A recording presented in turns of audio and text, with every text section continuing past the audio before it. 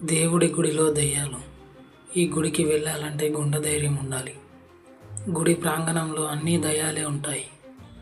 ఆ గుడిలో అడుగు పెట్టగానే భయానకమైన అరుపులు, కేకలు గుండె దడ పట్టించేస్తాయి. దర్శనానికి వచ్చే భక్తులను చూస్తేనే సగం ప్రాణాలు గాల్లో కలిసిపోతాయి. అక్కడి ప్రసాదాన్ని కూడా ఇంటికి తేనియరు. ఇప్పటికే మీకు కొంచెం అర్థమైపోయి ఉంటుంది. మనం మాట్లాడుకోబోయేది శ్రీ మెహందీపూర్ బాలాజీ టెంపుల్ గురించి. Let's start to the video. రాజస్థాన్లోని దౌసా జిల్లాలో ఉన్న ఈ ఆలయం పేరు మెహందీపూర్ బాలాజీ ఆలయం. బాలాజీ అంటే వెంకటేశ్వర స్వామి అని అందరూ అనుకుంటారు, కానీ ఇది హనుమంతుడి ఆలయం. అయితే సాధారణ ఆలయాల్లో ఉండేలాగా హనుమంతుడు తన రూపంలో ఉండడు. ఇక్కడి విగ్రహం వేరేలా ఉంటుంది. పెద్ద పెద్ద కళ్ళతో కోపంగా చూస్తున్నట్లు ఉంటుంది ఈ విగ్రహం. ఆ విగ్రహాన్ని చూడగానే దయ్యాలకు సైతం దడ పుట్టించేలా ఉంటుంది. గుడికి వెళ్తే మనసు చాలా ప్రశాంతంగా ఉంటుంది, హాయిగానూ ఉంటుంది. కానీ ఈ గుడిలో అడుగు పెడితే కాళ్ళు చేతులు వణుకుతాయి. గుడి గంట మోగిన గుండె దడ పెరుగుతుంది. అరుపులు, కేకలు, పూనకాలతో ఊగిపోయే జనాలు, వామ్మో ఒక్కటేంటి చాలానే కనిపిస్తాయి. ఇండియాలో మరే ఆలయంలో కనిపించని భయానక వాతావరణం ఇక్కడ ఉంటుంది. చాలామంది ఆలయంకి భయం వీడేందుకు వెళ్తారు, ప్రశాంతత కోసం వెళ్తారు. కానీ ఇక్కడి ఆలయం దానికి ఆపోజిట్గా ఉంటుంది.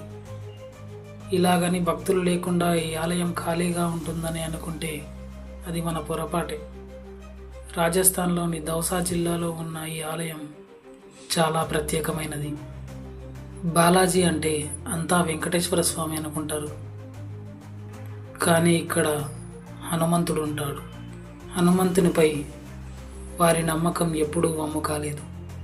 దయ్యాలను వదిలించే శక్తి గల ఆలయం గురించి తెలిసి దేశం నలుమూలల నుంచి వేలాది భక్తులు ఇక్కడికి వస్తుంటారు.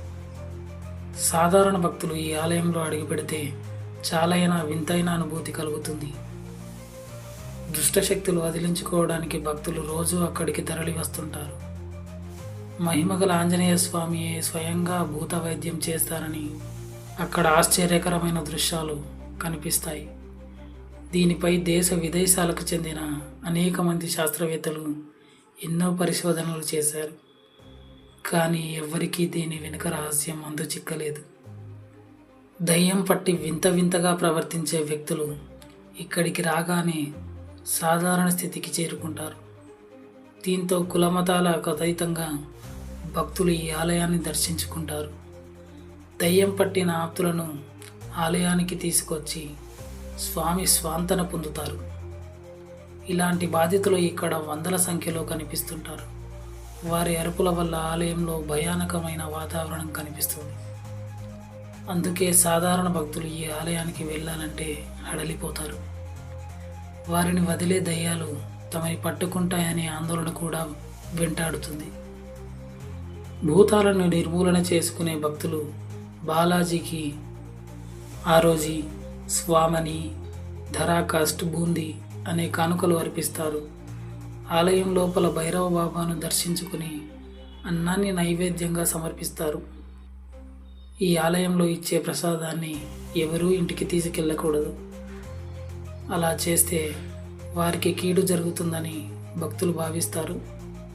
ఈ ఆలయానికి వచ్చే భక్తులు మాంసం, మద్యం సేవించరాదు. మంగళ, శనివారాల్లో మాత్రమే దయ్యాలను వదలగొట్టే పూజలు నిర్వహిస్తారు. ఈ 2 రోజుల్లో జనం తండోపతండాలుగా తరలి వస్తారు.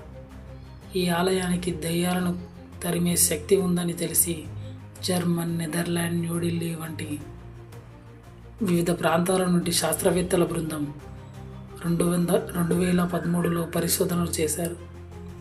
అయితే దాని వెనుక ఉన్న రహస్యాన్ని మాత్రం కనుగోలేకపోయారు. భూత వైద్యం సమయంలో దుష్టశక్తులతో బాధపడే వారికి ఆలయంలోని ప్రత్యేక స్థలంలో ఒంటరిగా వదిలేయాలి. కొద్దిసేపటికి తర్వాత వారు సాధారణ వ్యక్తుల్లా మారిపోయి మంచి ఆరోగ్యంతో సాధారణంగా తిరిగి వస్తారు. ఇక్కడ బాలాజీని దర్శించుకోవడం ద్వారా మానసిక, శారీరక సమస్యలు తొలగిపోతాయని భక్తుల విశ్వాసం. ఇక్కడ ఆలయం ఉదయం 6 గంటల నుండి రాత్రి 9 గంటల వరకు మాత్రమే తెరిచి ఉంటుంది. అయితే ఈ ఆలయం యొక్క ప్రత్యేకతలు ఏంటంటే ఆలయంలో ప్రసాదం దొరకదు. పాత్రలు ఇతర వస్తువులు ఆలయం వెలుపల విడిచిపెట్టాలి. భక్తులు తమ వెంట తెచ్చుకున్న ఆహారాన్ని కూడా ఆలయం బయటే తినాలి. ఆలయం లోపల ఏమీ ఆరగించరాదు. అయితే ఈ ఆలయం సామాజిక సేవలో కూడా పాల్గొంటుందని అక్కడి వారు చెప్తున్నారు.